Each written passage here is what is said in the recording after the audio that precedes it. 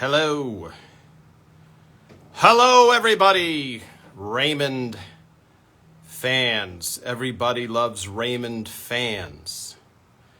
Hello, Karen. Hello. Joining you, very excited for today. Lew Schneider will be joining us. Hello, London. Hello, Gil in the United Kingdom. Hello, Plymouth, England. Hello. Hello, Trish. Good to see everybody. Gil, how are things in England? Good. Hello, Abby. Glad all of you guys could join us. I posted, yes, good evening in England and early morning in Australia. Hello in Hawaii, Bobby. Hello, everybody. Good to see you all. Hello in West Virginia. Hello. Yes.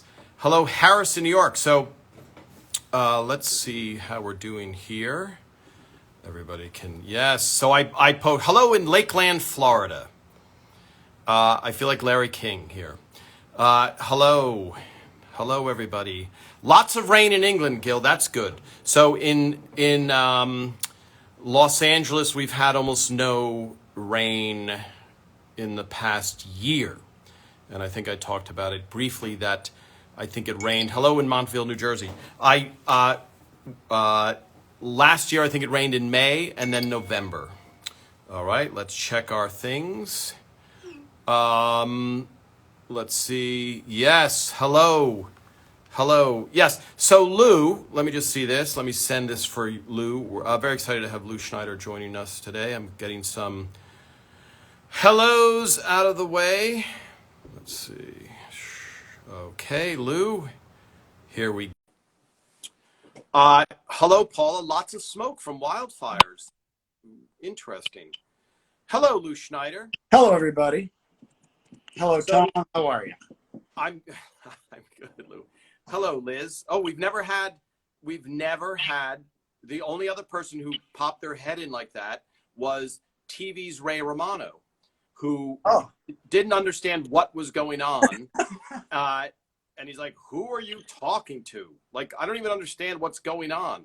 So, Liz. I just think that people should see who the real Debras are. Oh, taking a little bit of, yeah. So that reference, just so we're clear. Can you unclip the zip ties now? So that is, yes, that is Lew's lovely wife, Liz, and a lot of the stories come from his relationship, just as Phil and Ray based it. So a lot of the writers' stories. So Lew, you had probably the best phrase about when things happen to us. But we're going to get into it. I'm going to plug in another mic, Lew, just so people can hear me better. Sure. And sometimes it works. There we go. Hello.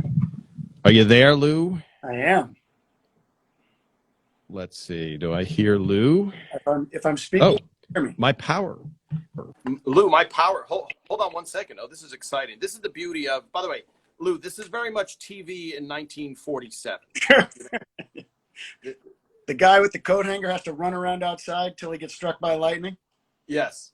This is very much, that is what's going on. There we go. Here's that. Now that's that. Let's try this again. Yes, Lew. Hello, Lew. Hello. Hello. All right, there we go. So many of the stories, so when I posted, for those of you joining, a lot of them have heard. The reason I even started this, I had so many pictures of Raymond, which obviously I have about 1,000 pictures of you, most of them against your will. And I had read Desi Arnaz's book, and I'd read about I Love Lucy. I'm like, oh, I wish I could hear from everybody from I Love Lucy. But only the stars wrote books, and people wrote about the stars. So then I just started, to promote Phil's show, Somebody Feed Phil on Netflix. I'm like, let me just interview Phil on a Sunday. And then I do, you know what? Let me interview everybody from the show who's still alive. Okay. You're in that category, Lew. And so what I realized is the fans here know the show better than you and I ever will know. They know the as broadcast version better than Lew Schneider, who wrote the episode, could ever know. I'm sure they did. So, Sure. okay, so let me just, what I do is I try to answer some questions, Lew, before we launch into a good story. So, Sure. yes, so the sidebar, I don't know if you can see these comments, but yes, Lew was the photographer in the family photo episode. He'll talk to us about how that came about. That piece of miscasting, yes, we'll talk about it. So, and I just always get this out of the way because a lot of people don't know, but this is Tom Caldabiano, who's a writer on the show. I'm not Raymond. We're talking to Lew Schneider, who was there from the beginning to the end, and wrote many of the best episodes of Raymond. So we're going to talk about behind the scenes stuff, and just to get this out of the way, a lot of people are going, "When are you going to do the reboot?" So when are you going to do the reboot, Lew? I do one every Friday. I do it all by myself. I play all the characters. I was going to just go with straight puppets, but now I just think it's better when I do everybody. I'm real. And this is just for yourself, I'm assuming. Yeah. Liz used to watch the first few minutes, but now I go in order. I do all the shows in order. I'm up to Cruising with Marie this week. I'm doing. Oh, a classic. It's a classic. Well, to be honest, Lew, this is good for our fans, but I want to go back before we really get into it. Cruising with Marie is so we say kind of as the writers as a little bit of a punchline. The amount of people who love that episode, because to have that time with their son, right? And we're like, there's no big vagina sculpture and no one goes through a wall on it. Like, it just seems like this is not the best episode, and people love that episode. Yeah, so all our fools. yeah. So I'm totally not. Oh, so Donnell would watch you acting out the whole episode. That's very nice. Thank you for yeah. Yes, I say I'm not Raymond as a joke, of course. Lew, please tell us about the Boob Job episode. We will get to that. Yes, Lew was the thing, played snaps. Yes, I'm just scrolling to try and catch up. The daughter, yes. So just to get this out of the way, who's suggesting of the many people a reboot and different people, Phil tried to pitch let's say not a reboot, but a succeeding show, a spin-off, let's say the closest to a spin-off. And the network said, no thanks for your old terrible show. Well, it was also, I mean, this is a little inside Hollywood, but it was also Phil, in his eminent charity and generosity, was trying to bring the whole team on at the time. Do you remember that he was saying? Yes. Maybe you don't remember. No, he was trying to bring us all. He wanted to keep the band together, and the network, for a show that hadn't ever shot a single frame of film, said, "Wait, we're spending all this money on all these writers and all this and you want a guarantee of episodes?" And ultimately, they decided that they were willing to take Brad and Monica and I think Fred Willard and Georgette Engel, but they weren't necessarily going to jump on board and grab all those writers. Yeah. At the time, so and we should add that just for the not to get too inside baseball, there was a shift happening in Hollywood where network TV was slowly seeing their percentages slip away. So if Lew, what he's talking about, happened in 1978, they might have been like, oh yeah, I mean, faster, more money, let's get this show on the air. Oh, I am clinging to the flotsam of network television right now. Yes. I am getting chiseled out of, everybody's getting chiseled out of everything right now. It is amazing to watch, but still fun. Yes. So, and I think, Lew, the fact that right now, because we're going to get to Boob Job just to keep people's attention, the medium, the fact that right now you're in your house, I'm in my house, we're talking to a global audience in 75 would have been international news. And now it's just like, I got to talk to Tom at 2. Okay, that blows my afternoon. Okay, what am I going to do? And we take it for granted, but that shift, the fact that you and I can talk and there's an audience here, even of more than one, is what chipped away at network television. Yeah. And so we're living in a time now where the network doesn't know how to reach people necessarily. And so there's this weird Wild West thing of like, okay, all we do know, the money in TV comes from advertising. So in 1978, if you said, hey, Ford Motor Company, do you want to reach 40 million people? Yes. pay us a lot of money. Okay. So now they go, hey, 40 million people, hey, Ford Motor Company, do you want to reach 100,000 people? They're like, yeah, here's $80. We'll do it. So we're in that point where no one knows what's going to happen. Right. So yes. So that pilot, this spinoff, what Lew is talking about, it was the nature of the time, which is like, no, thanks, Phil, with your big, huge amount of money to keep this going. Yeah, these giant network shows are like pterodactyls. They're dinosaurs that are flying around, and as long as they can land once in a while to eat in the form of advertising, great. But there's no guarantee that there's going to be any food source there, so they can't necessarily make sense of it. Yeah, and now I think let's just go back, Lew, for people. Let's talk tits. No, I don't want to talk about the boob job because believe it or not, our audience is almost 70% women. And the boob job episode is not one of the favorites on here. I don't know. Yeah, I mean, it's the wallpaper comes up all the time, okay? It's like how did you do that? Like in every way. And then they want to know it's based on a real life story. The boob job is based on a real life story. And you wrote so many episodes that for me to write it, here's what Lew wrote. It'd be like, okay, we get it already. He wrote a lot, you know? And so when you put up photos, for example, I didn't put up photos of Stefania Arrives because I just talked to Alex Meneses. And I can't just keep putting pictures of Alex. Yeah. So, but Lew, let's just go back to you. Let's just go back. We don't have to run through your whole career, but a lot of people here are interested in writers and like, how do you wind up in a writer's room? Okay. Well, I'd been a stand-up and kind of at the same time as Ray Romano in New York. I'd started in Chicago, but moved to New York. And when I was a stand-up, I got a couple of TV gigs, one as a kids game show host on Nickelodeon. And then I had a couple of series. And one of the series that I was on was called Down the Shore, which was it was in the early days of Fox, and it was run by a guy named Alan Kirschenbaum, who happened to have gone to high school with Phil Rosenthal, who some of you may or may not know. And so now I mentioned Phil and I mentioned Ray at the same time. In Hollywood, it's good if you're trying to get a job to be approved on both sides. And Phil was the writer of Everybody Loves Raymond, and Ray was the Raymond of Everybody Loves Raymond, and I knew both. So, and I'd been on TV, so that sort of was a plus. Like maybe I understood what Ray might be going through as a stand-up comic who was cast on a television show. But when it came time to get the Raymond pilot going, and I'd always hung out with writers. For some reason, even when I was an actor and I was a comic, the writers were always sort of. It seemed they were having the most fun. They were making each other laugh. They were ripping on each other. It seemed to be something that it seemed to be vibrant and interesting, as opposed to a lot of standing around when you're an actor, which is also great, but you spend less time making it up. And I like the making it up part. And Lew, let me just stop you for a second.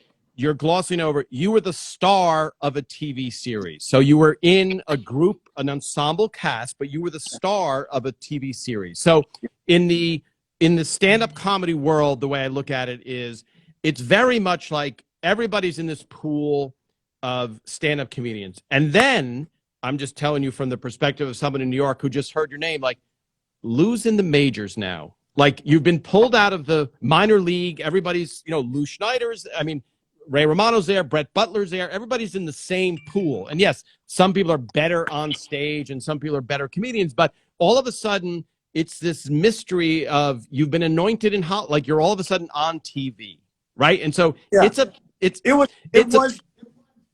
time it was the path that you say, oh yeah, sure, that's what you want. You want to be Bob Saget and get, he was the boss. You want to be Jerry Seinfeld and get a show. Yeah, sure, I'm just going to get a sitcom. And in fact, it kind of, it never works out as simply as that. And I remember Liz, who you may have seen earlier, crying and saying, you're just going to be on the road for the rest of our lives. And I said, no, I'm going to go to New York and I'll get in at the clubs and then I'll get a show and then it'll all work out. And I had no business saying any of that. It's not the way it works, but I got lucky.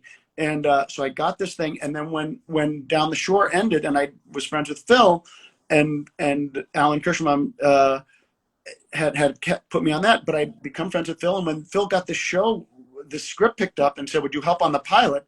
I jumped all over it. I thought it was just a tremendous pilot, and the script anyway. And then the week of shooting, it was very clear that I had nothing to teach Ray Romano. I mean, I thought I was like, "Oh, I'll make him feel comfortable. I know about TV." He was just superb from the get go, and then and also here's another great thing, and this is, you just hope for a job like this where the guy in the title role is going through exactly what you are going through in your real life.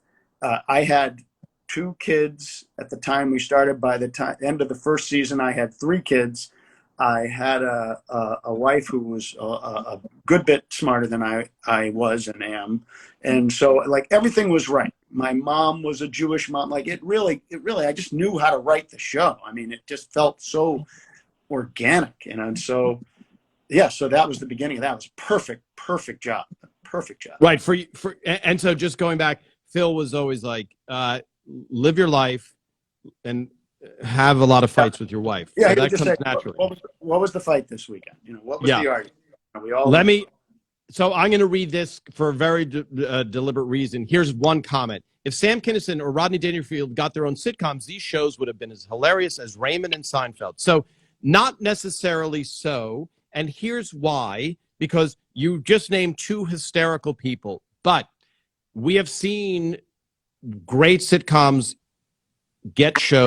great comedians get shows, and the show doesn't work. So, there's an alchemy to it. You have to have a guy, a lead, not a guy, anybody, who the audience really relates to, and then writers who can get those stories told, that person's story is told in a relatable way. So Kinison and Dangerfield were great. The shows would have been different. I just, maybe, I mean, that's, who can tell. So just as an example, Don Rickles was one of the funniest people on the planet, and he slapped me twice across the face in the span of 20 minutes. If we have time, I'll tell that story. That is an honor. So for those of you that aren't the age of me and Lew, Don Rickles was one of the funniest people on the planet. Constant appearances on The Tonight Show. Frank Sinatra adored him. All this stuff. He couldn't nail a sitcom that the American audience responded to. And that doesn't mean anything other than he doesn't fit necessarily into a sitcom, or the right showrunner couldn't capture his voice to make it palatable. Just hasn't come up yet. Brian Regan, there is no finer comedian in the world than Brian Regan, and we're still waiting for the Brian Regan sitcom. Not that it won't happen, but we're still waiting. Yes. Brian Regan may not want to do it because Brian Regan is busy being Brian Regan. And yes. I wish I was 1/8 the comedian that Brian Regan is. But well, I will say this. For those of you that don't know who Brian Regan is, he's an American-based stand-up comedian, and he has the same manager as Ray. And he was a guy that there was no one on the planet who was a comedian who said, okay, and then you'll follow Brian Regan, and it would be like, no, nobody can follow Brian Regan.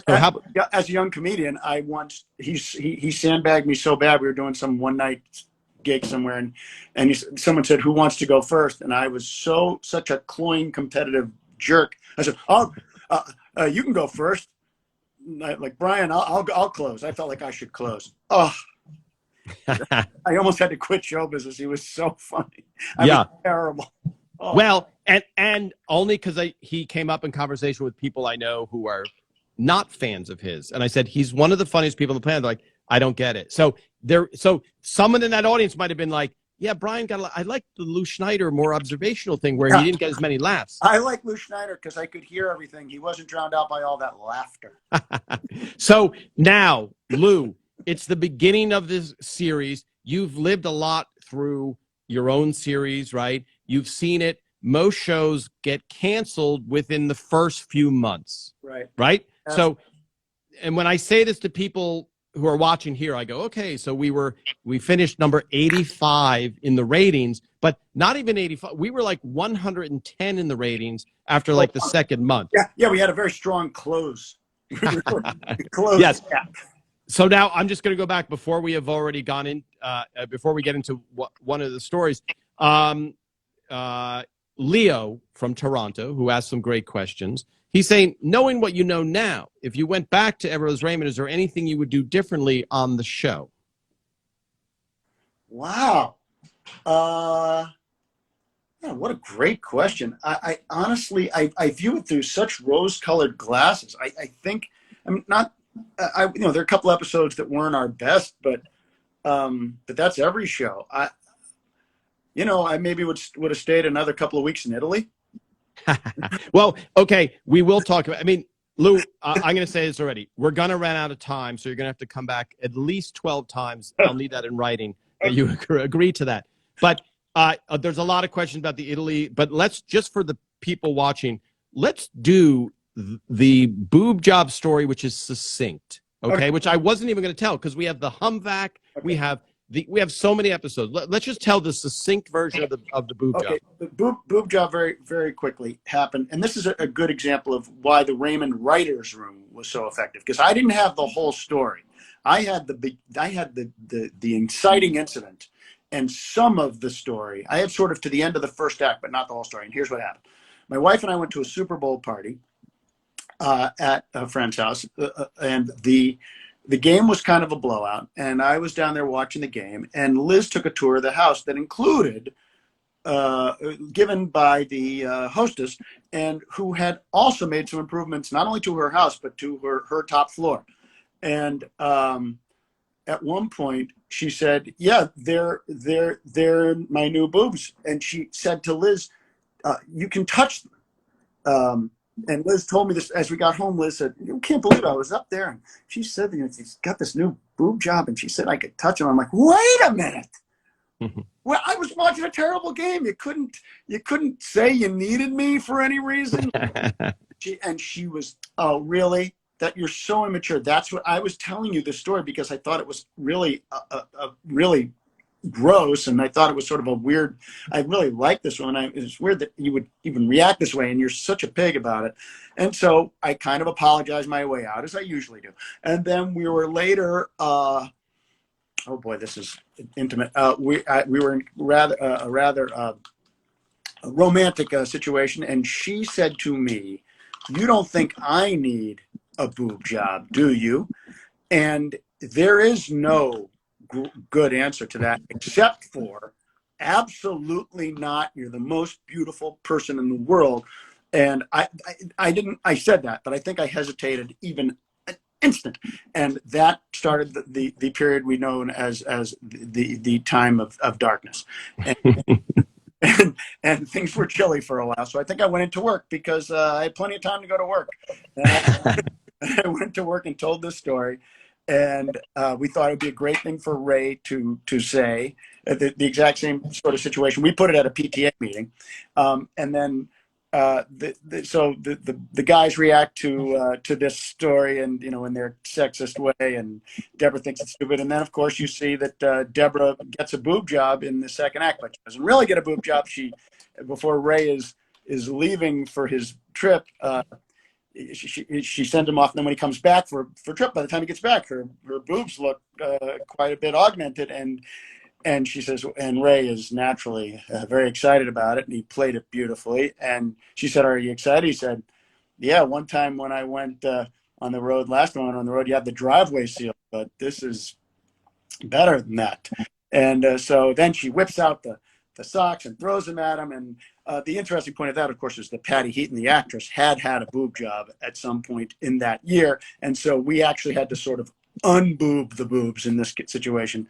I'm telling tales out of school, but that is the truth. We had to work around the actual boobs in that episode. And I think so that that story, because I remember when Lew came in with the story and the way you said it, which was that split-second hesitation, because you're not expecting that question to come. No. So unless Lew said, without even a hesitation, disgusting. What? Why would you even? That is, I'm so disgusted. But the fact that Lew might have been pondering it and going, it was dirty. It was dirty pool. It was entrapped.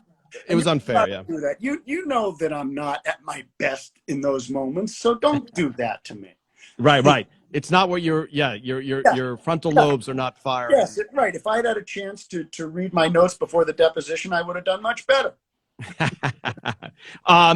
So now I'm just going to scroll through some of the questions. And by the way, I remember the filming. I'll just say this: the filming of that episode, Ray Romano in real life was so taken aback because it was I believe it wasn't the first or second show back from hiatus. Yeah, because that's when everything had happened during hiatus. Yeah. And yes, the bear. So I'm just scrolling back. Okay, great. Oh, by the way, these are random. Folks, I'm just filtering out questions that aren't necessarily ones that we can use for Lew Schneider. But I will say this: why did Ray always drink ginger ale on the show? Because he likes it. By the way, I'm seeing some of these questions. I do have to answer. That woman who did have the boob job has since had those boobs removed. Reduced and removed. Yes. This is for the lawsuit, Lew. You're saying so. Okay. Yeah, and it was very public. So there was you're not really telling something that anybody doesn't know. And I did just see Patty last week, and she looks great. No, I'm not talking about Patty. I'm talking the actual person, about the real person in real life has had the boobs reduced. Oh, now I stand corrected. And did she say, now, Liz, do you want to feel them? Like, was there a post? We have hung out with them since, but I've gotten no reports. Anyway, go ahead. By the way, Lew, because we're in Hollywood, there is now we're going to get into, there is this stigma because it's a common thing just for vanity, let's say, or for someone to feel better about themselves. But there are perfectly legitimate reasons, and not that if you want, by the way, if you want to get bigger ears, like, go for it. Get your bigger ear operation. It's your life. So we're not sitting here in judgment, but there are plenty of women who yes, I did it and I feel much better. So we don't want to sit here and shame people who have. No. Yes. That's why I'm never coming on the show again. So Lew, let's talk about Humm Vac. The Humm Vac episode. Okay. Are you going to run out of time before? Because a lot of people do ask. I do want about wallpaper and why that was a real story, but I do because that was real too. By the way, we can go as long as you want, but I think Humm Vac. All right, let me do Humm Vac. Humm Vac was really the fault of Monica Rosenthal. Amy on the show. Yes. Amy on the show. Monica Rosenthal had been had allowed a vacuum cleaner salesman. Can I say the real name of the company? Sure. I mean, yeah. It was the Rainbow Vac vacuum cleaner company with their patented water reservoir system. Monica sent this person our way, and Liz, because she's nice and Monica's nice and they're friends, Liz said, "Okay, the person can come do the demo." But on the appointed day, at the appointed hour, Liz was exhausted or had a migraine or something. She really felt terrible. My wife's not a complainer. And she said, I just can't believe this person's coming over. Maybe it was just that we had three kids under 5 at the time. And she said, and I said, "Don't worry, I got this. I'll listen to the demo and then I'll get rid of the person and it's fine." She said, "Okay, I'm so tired. Thank you so much. Just don't buy anything." "Okay, don't worry. Go upstairs. Lie down." An hour later, she feels like $1 million. $1 million less $1,800 because that's what I spent on the vacuum. Oh no! So she was like, "You didn't." I said, "I guess now if I write a story about it, it's a write-off, right?" So maybe it was, but and by the way, pretty good vacuum for a long time. We did use that vacuum. By the way, Lew, to anybody watching, unless they have hundreds of millions of dollars, $1,800 for a vacuum crazy amount is astounding. Crazy. I will say this: my sister, who might be watching or not, she had a Rainbow Vac. She doesn't have hundreds of millions. She loved that vacuum. So she was thrilled to see that episode because it reaffirmed her, It was a good vacuum. Liz still thinks that our current vacuum is not as good as the Rainbow Vac. So now, Lew, I just want to go back and I want to get back to the Humm Vac. But a woman just said, did the real life woman who inspired the Boob Job episode, did she know that inspired that episode? No. Still to this day? To this day, does not know. No. Wow. Oh, wait. There's someone named Liz Abbey who's writing in saying, "I don't think it was $1,800. Maybe it wasn't. Maybe it wasn't. Yeah. So Relationship now. yeah. So you're Liz Abbey, for those that you don't know, was the person who's married to Lew who popped her head in. She just has a different last name because it would be called, I guess, her maiden name. So you're getting heckled by your wife from another room. But going back to that, the moment when Liz, because that's kind of like, I'll take care of it. Look, I'll take care of it. Yeah. Also, I'm not going to get pushed around by some vacuum salesman. Like they're. And this is another case of the room taking over. It just as in Boob Job, is like all I had was that inciting incident, but then the room made the end of Boob Job what it was, which was that real discussion of why do we, I don't say anything about how you look. Why do you get to pass judgment on the way I look? This is a double standard in our culture, and I love you for reasons far beyond just the simple physicality. That's that show. In Humm Vac, I knew that thing where the husband buys the vacuum, but what makes it a full episode? Well, Phil, of course, knew that this is baked into the show. You've got one person you've got one person who thinks that the other person, you've got Marie, who doesn't believe that Deborah can keep a clean house and therefore does not love her family enough. And that's where that story goes. And then that gets into the plastic covering on the couch, where you get to see how people would feel if they could live in a comfortable house. And Marie is a big enough person to say, you know what? Let's take off the slip cover. My couch is not as important as my family. And then, of course, it drives her absolutely crazy, and the family can't function with. But I didn't have that. That wasn't in my story. That was the room. That was the room making and Phil making the story much better and much deeper. And that was, I think, why the show really feels important for people, and why it's important for me. I learned so much from the show. Well, I think this, Lew, because we were talking about if you play Everly Raymond as a drama, as a straight drama, it works. Mm-hmm. If you play some shows, which I won't even name them, but that are less realistic based, they have more laughs than Everly Raymond. The jokes are insane, like the volume and the quality, but you don't care about the characters at all because they're just kind of cartoon characters, and it feels like work having to watch this show because you're like, but you acknowledge they're really funny. So Everly Raymond plays as a drama. So in Humm Vac, you have that really deep story that's going on. And, Ray in his act, before Everybody Loves Raymond, would talk about the couch covered with plastic because in Italian households, that's like, okay, we have the plastic on the couch that nobody can sit on, all this stuff. So then you have the depth of Marie, right? That indication of how much do you love your family, Deborah? Because you clearly don't. Because to her, that's spotless house. So if you loved your family, you'd keep a clean house. And Deborah's house was clean. It just wasn't superhuman clean like Marie. Yes. Sorry, I'm reading some of these comments, which are very funny. Yes. The line I liked. This is true from real life. In Boob Job, going back, Liz said, "They're not even real. Those boobs are not even real." And I said, "Oh, they're real." I said, if you reach out to touch them, your hand doesn't pass right through. Yes. It comes in contact with something. And she didn't think it was particularly funny. But I thought it was particularly funny, and it made the show. So it was. Yes. And when Deborah says, these are working breasts, you have some. Yes. And Lew, I thought, I remember you, I feel like I remember you doing this on stage, but maybe it was just you saying it in the room of real. Like, I feel like I saw you. I only did it on stage. We did the Raymond Writers Room panels. Oh, okay. Got it. Yeah. I never did it as part of my act. Inside the Writers Room. Oh, people want someone named Liz to come back in. From two different people from England would like Liz to pop her head back in. I would vote against it. But she's very big across the pond. Should I yell at her? She's probably on still. If she's listening, yeah.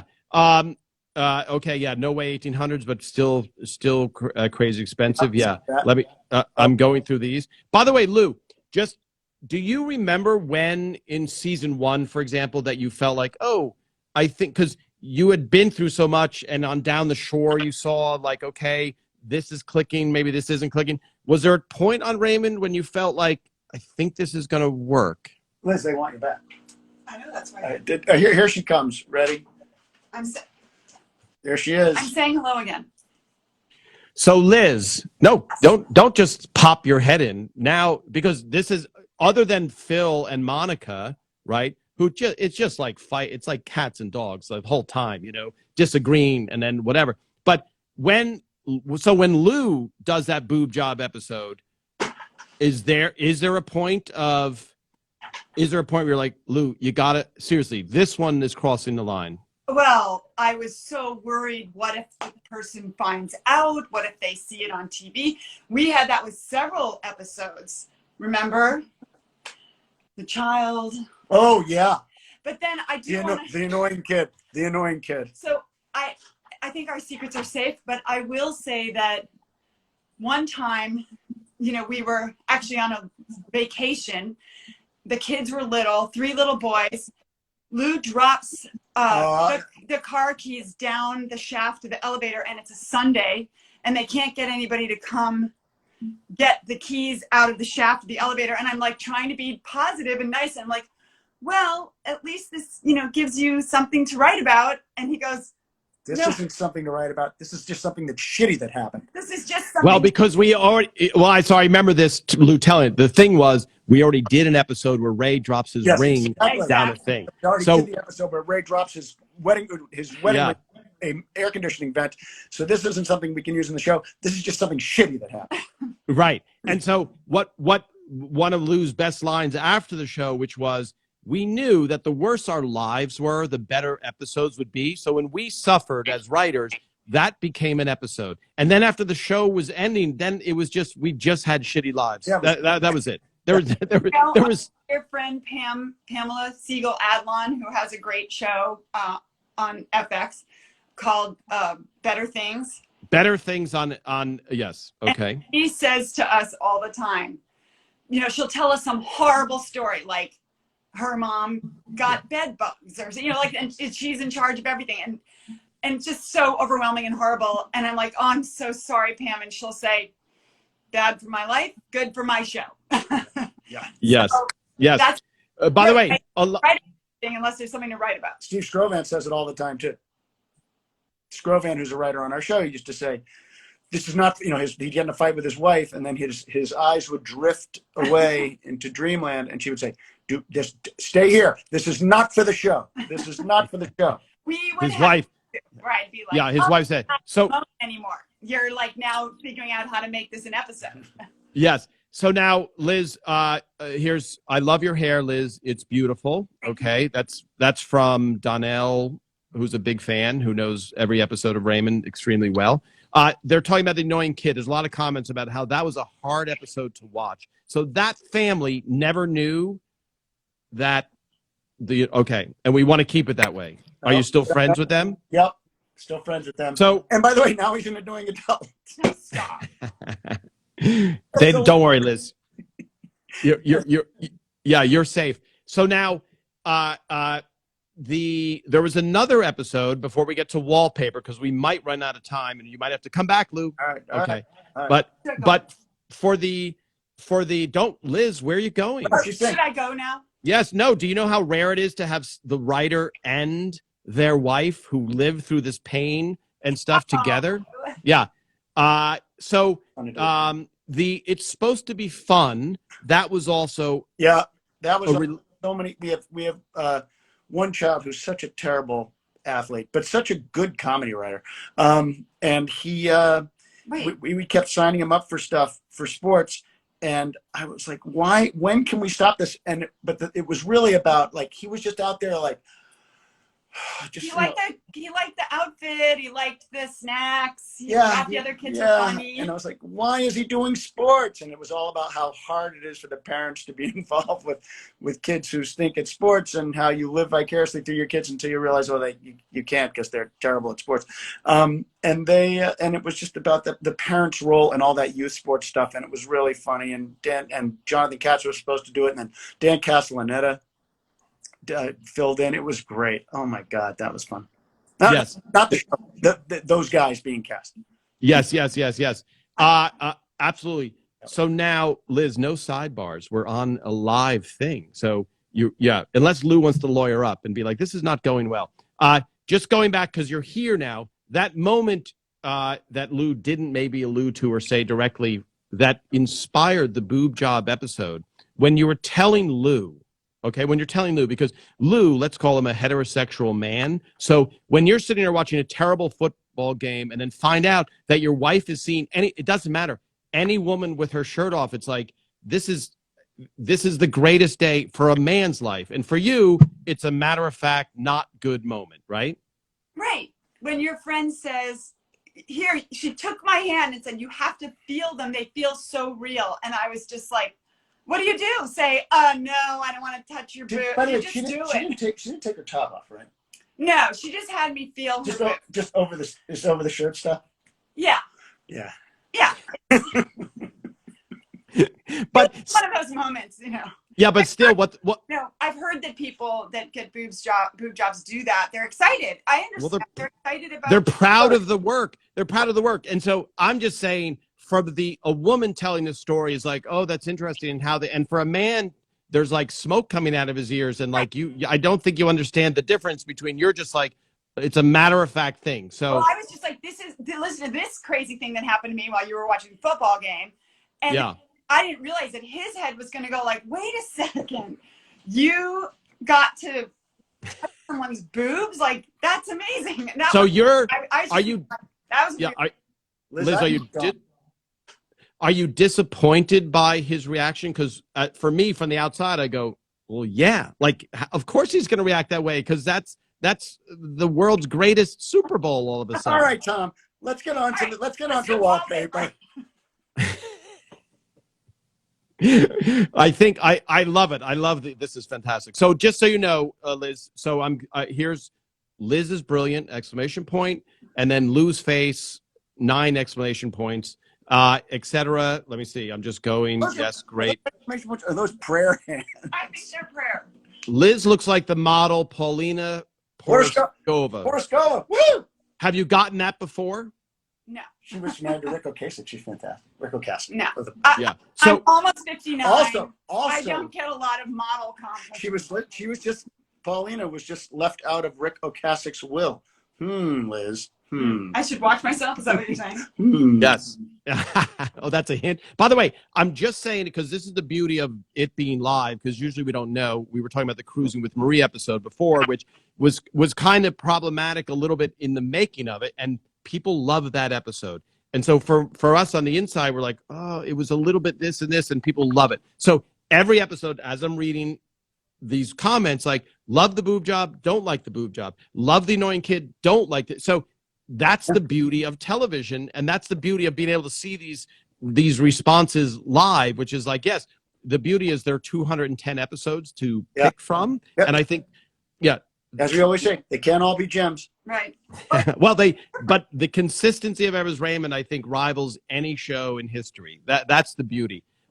It's funny because I was watching a Seinfeld where Larry and Jerry are watching it, and they're doing the commentary. They're doing the commentary, and I'm watching it, and they go, Larry goes, is that how we ended it? We just ended it like that? Like, even they were like, oh, I guess we kind of ran out of steam. And I think because Phil was there the whole time, and there was a core people there the whole time, the consistency was great right up until the end. So, okay, Liz, you don't look your age. You look closer to 40, great hair. Okay, so I guess we could start selling Liz Abbey hair products or something here.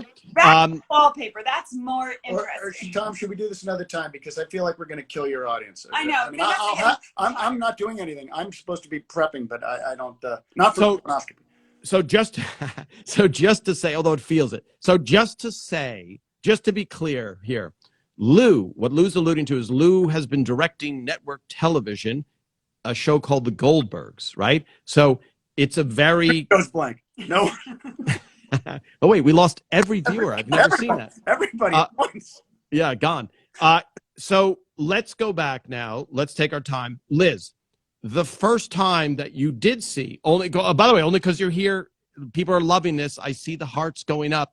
Okay, because even though Lew is very funny, to hear the wife's perspective is great, and it's such a powerful female perspective show with Patty. And and I know that people I know hated Marie, and then they got married and had kids. They're like, I love Marie, and I see where she's coming from now. You know, like the perspective is completely different. But the first time you saw an episode that Lew, that you were clearly was from a conversation you had, was there any feeling of like, I don't know about this, like, you know, like I have to be a little cautious? No, I think I thought it was hilarious and amazing how they were able to take whatever kernel it was and turn it into a whole story that had depth and, you know, was funny and relevant and interesting. I was only scared a few times when I didn't want to offend somebody. That's all. I still am. I feel like the kernels, I feel like I brought unpopped popcorn and the room popped it.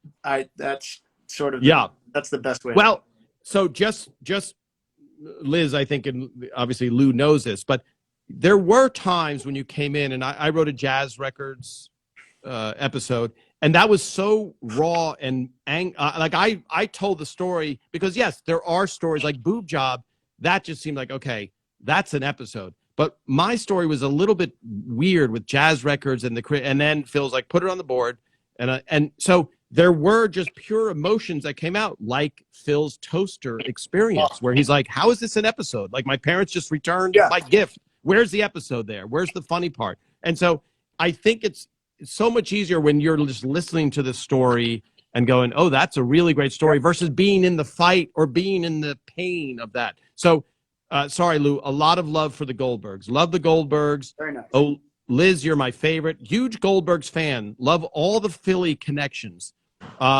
Okay, so sorry, Lew, only because you were in this episode. The family photo episode, was that based on a true story? No, well, what happened was the only piece of that was true. Well, we always talked about how awful those family photos are and how terrible.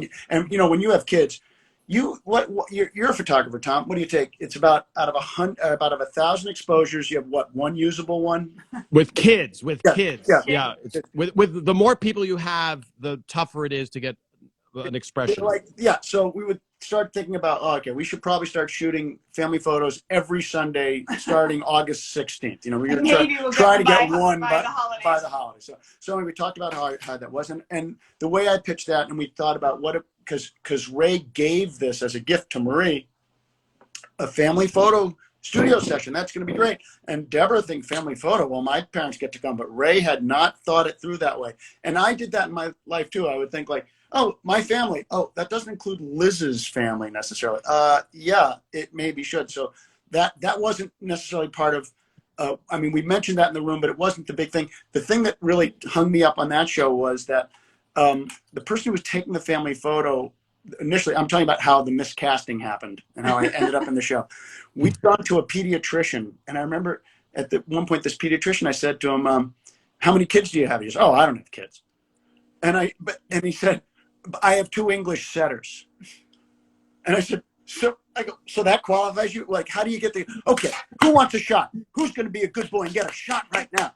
And I thought, like, so I kind of pitched that in the room, and that was how the guy was going to do it. And so Phil goes, yeah, that's funny. So he goes, you play that guy. So we go down to run through, and I'm being Dr., dog whisperer. And I'm going, okay, who's ready? Who's going to? And Phil gets that look in his face like, this is terrible.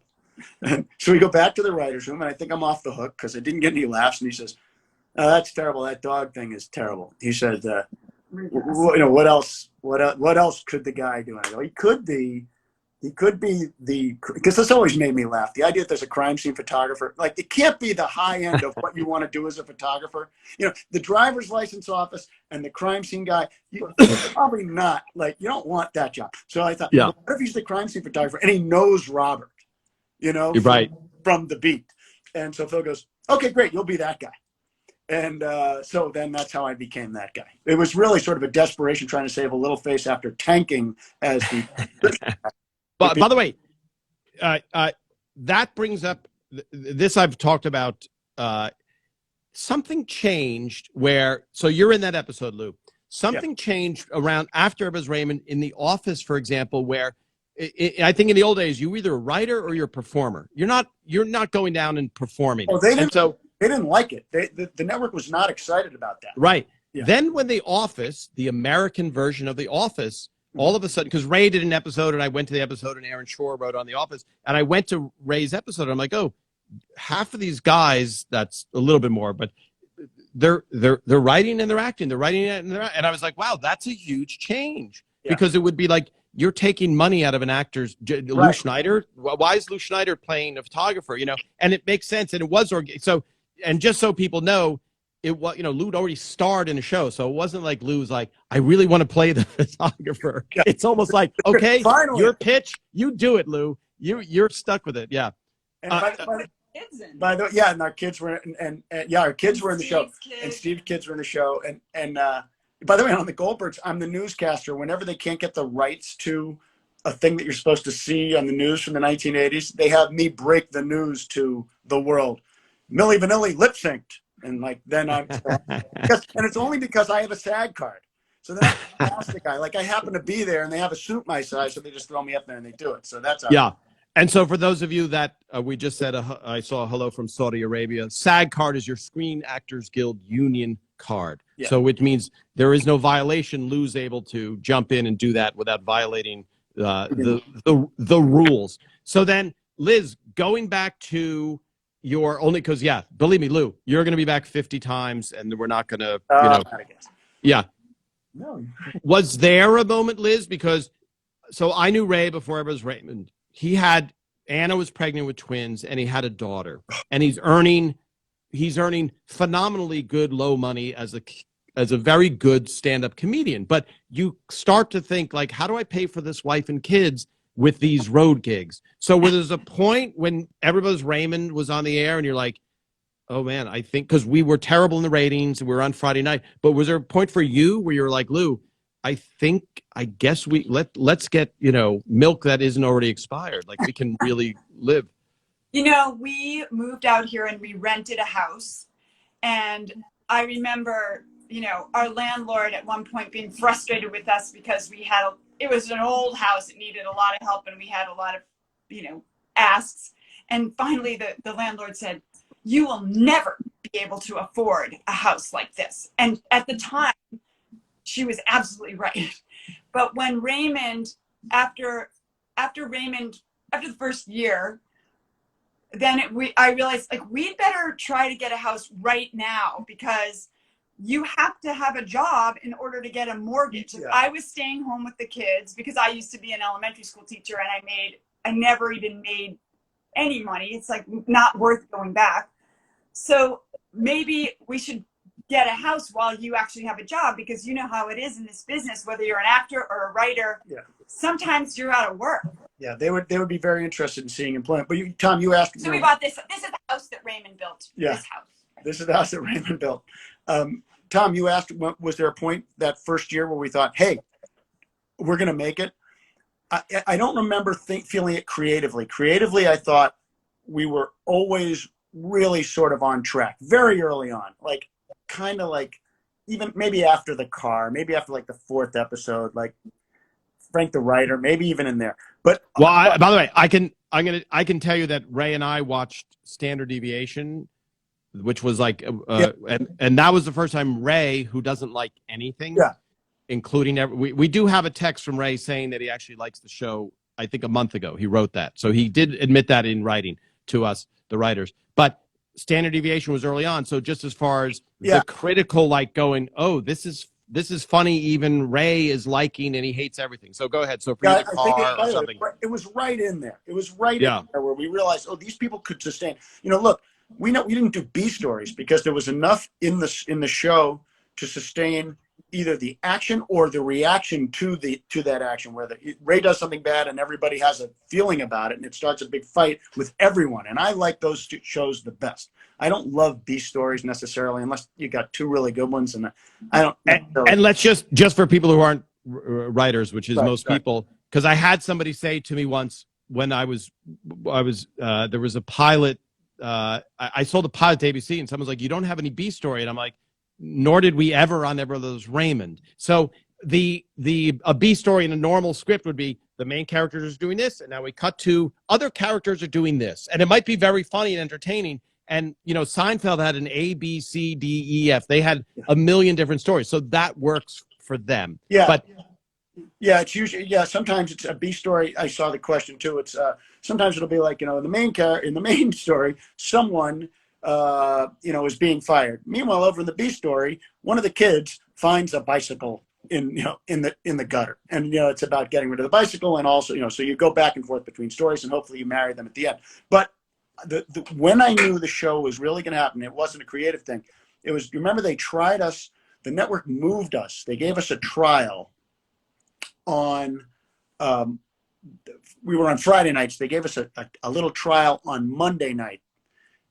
In the Cosby had a show, and they gave us a trial in that Cosby slot, and we did better than Cosby had been doing, and we went up. I think Cosby at its best held the rating, the number of viewers of the show before it, and I don't remember what that show was, but we went up from the show. We improved, and then they started talking about us being on Monday the next year, and that was when you went, okay, Liz, call the realtor.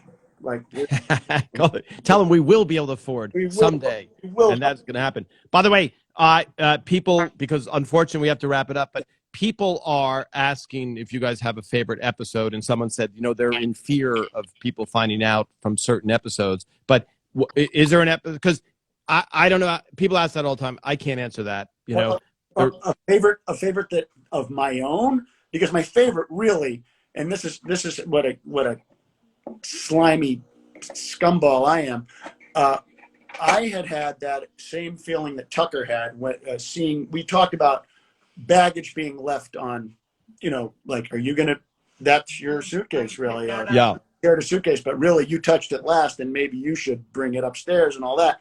And I remember saying when we were talking about that story, Tucker had been talking about it, but I had been talking about it like with Liz, and I said, I think, hey, Tuck, I'll write an act of that for you if you want. And he's like, no, I think I got it. I got it. By the way, having been, because Tucker, when we were doing Inside the Writers' Room, I genuinely, as a single guy, when you guys were going over that story, I so remember being like, just move the suit. Like, what is? And every married guy was like, do not touch that suitcase. And I'm like, this is the most passive aggressive, stupid. Like, who wants to live that way? But I didn't live in my own prison where there's a system that doesn't change. Like, that's marriage. It's a kinetic energy. It's one of those sculptures that stays up because it's falling in on each other. That's what marriage is. And that moment where I go, this, because I wasn't, again, I'm not thinking, oh, this will be a good part where Robert's like, what are you doing? But I'm like, that was a genuine reaction. So these pure, and by the way, I remember once being so out of line with my thinking in the PT&A episode where I'm like, you just tell your wife not to wear, and every married guy's like, literally, Tom, what you're saying is so, like, you can't even approach it. I go, why? You just tell her. And it was like, oh my God, I can't even believe. I'm getting the cold sweats. Well, by the way, since we have the benefit of Liz here, we've already told Aaron Shore, who wrote it with me, we recounted the young girl episode, and as Lew says, the inciting incident is something that happens, that kind of to, let's say, the main character that keeps him from getting what he wants. So with the young girl, Liz, I don't know if you remember, but in the young girl episode, I'm going to bring this young girl to a food festival, and Phil's like, you know what? Don't bring her because we're going to get so much, grief from our wives. And I remember thinking, Phil, every wife of every writer on Everest Raymond is great. Like, I don't even know what you're talking about. Like, that's impossible. No. And so he's like, but you don't get it. And I'm there going, I don't get it. Like, I'm just thinking where. And so now, do you even remember that, Liz, that night? Because you were there and we went to the hospital because Doris went to the hospital. I was the one. Mike Royce and I drew Doris Roberts' duty. We sat with Doris Roberts and hosted the Doris Roberts show for 4 hours. And I went too. I went too with the young girl because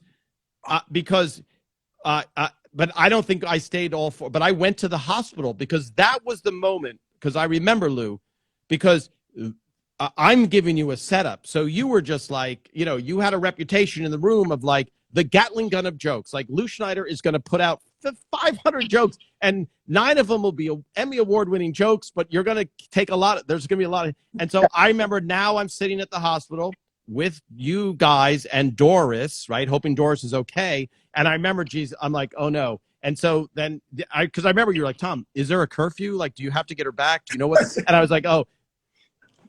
I thought I was going to say, did I say something about a pediatrician? Yeah. Well, I mean, it was literally like, hey, we're now going to throw Ted Williams a lot of softballs and see if he can hit any of them. It's like, yeah, okay, now and at that point I go, the evening had gone well because I could just keep moving. And so this was now a static thing locked in a hospital room. Anyway, but Liz, getting back to Liz, she's not out of the picture, even though she is a little out of the picture. Do you even remember that, or it probably didn't even affect you? Going to the hospital, and yeah. Do you remember the young? I do. Vaguely. Yeah, I remember the younger. Vaguely. Yeah, well, Lew does, but because it was Tucker's wife, Eileen. It was Tucker's wife, Eileen, who oddly is also the youngest. I thought that's interesting. So, but what's he doing? Well, let everybody out there should know that Tom, in addition to being, hey, we are out of time, boy. Look at this. Also, we have a little bit of a reputation for dating. Yeah, younger ladies. Yes, I was just single. Well, not younger ladies. I know. So I was just single, like not. Yeah, I never dated younger. Even though I will say this, in Phil's book, he mentioned something, and I knew a girl said, hey, I just read Phil's book, and he mentions about you dating only models and actresses. I'm like, no, but it makes for a better read to do that. And it's like this young. So anyway, but Liz, just because now I do regret having you join for so long because it turned to a judgment of me. But Lew, before, say hello to Teresa, who is in Chicago. There's an old school Italian family restaurant that her family owns called Tufano's. And you're from Chicago. So if you're ever in Chicago again. I lived there after college. Liz and I both lived there after we moved to Chicago. That was our first place out from under the yokes of our family. But where is Tufano's? Do we know? Since I don't know Chicago, I'm hesitating because Teresa will write it. She'll write Since I don't know Chicago, I can't say like, in the West Village. You know, it's like we loved living in Chicago. That's where I started doing comedy. I loved every second of my time. Which I will. Yeah, downtown. Yeah. So Teresa, you're saying Taylor Stop? Taylor Street. Yeah. Taylor Street. So Will, I will say this. I'll embarrass you. Liz needs her own episode. Okay. Oh, near what used to be called Chicago Circle. Yeah. Yes. Yeah. By you. Yeah. Liz, Lew, you were saying you started stand up in Chicago. Yeah.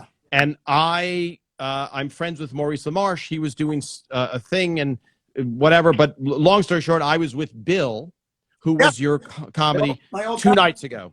And he told me this. I'm going to embarrass you because it's a complimentary story. But he said, because I was asking him about how he started. Then he said, I was doing comedy and this. And then someone's like, you should talk to this waiter named Lew, he's good. And then he goes, I met Lew, and I'm like, he's funnier than all of us. He's funnier. Because I was like, can he join our group? Can he be with us? He's like, he's funnier than all of us. Like, what the heck? So I thought that was a very very nice.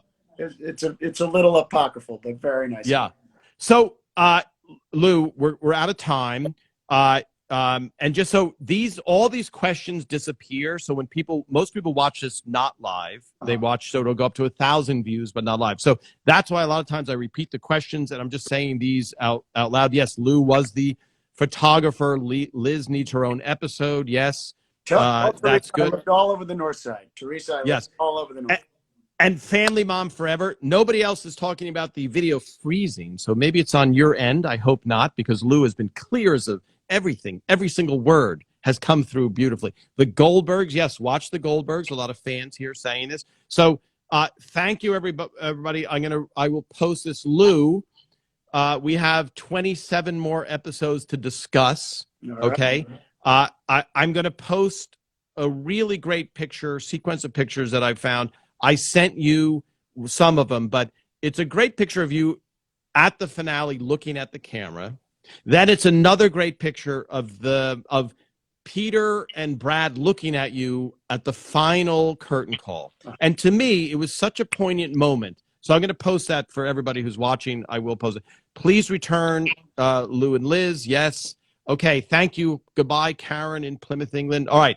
Goodbye, Liz. I'll see you. I'm sorry if I said anything. No, you didn't at all. No, I just didn't know what you were going to say. And so, there are people watching and you just don't want to get into trouble with some type of crazy statement by someone's wife who's, not remembering accurately. Anyway, no, but you were fantastic, Liz. You were 100% accurate. I'm just making jokes. You're 100% accurate. You'll be back. And goodbye, Windle Poons in London. We will see you, Lew, again. Sorry, but you're going to get a text. Yeah. I'm so glad I got Instagram. I've never done it before. I'm very excited. Yeah. Thank you for getting Instagram. Post a couple of pictures. I'll send you some pictures to post or not. By the way, I tried to convince Scro to just try and go on, Steve Scrovan, who's one of the writers, and he's going to get a CB radio. He thinks that's a better way to reach people. So a cup and a string. Yes. All right. Bye everybody. Thanks, Lew. Bye.